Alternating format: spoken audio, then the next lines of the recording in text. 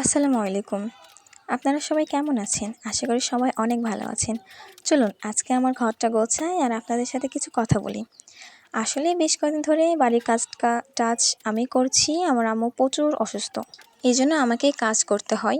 আজকে দেখুন আমার বিছানাটা কত নোংরা হয়ে আছে। বিছানাটা পরিষ্কার করছি। আসলে আমাদের বাসায় অত কোনো মানুষ নেই। আমরাই কয়েকজন আর বাড়ির বড় মেয়ে আমি।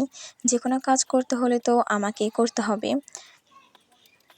আপনারা যত তাড়াতাড়ি ভিডিওটা দেখছেন এগুলো করতে কিন্তু আমার প্রচুর দেরি হয়েছে। আমি আসলে স্পিডটা বাড়িয়ে দিয়েছি।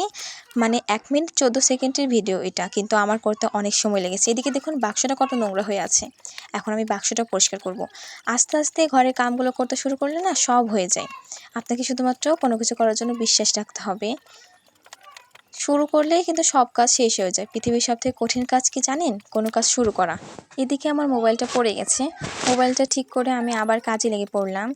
যেকোনো কিছু করতে হলে নিজের উপরে বিশ্বাস রাখবেন। দেখবেন আপনি ঠিকই পারবেন। আপনার মনোবলটা শক্ত রাখবেন। আপনাদের সাথে কথা বলতে, বলতে কিন্তু আমার কম বেশি কাজ শেষ।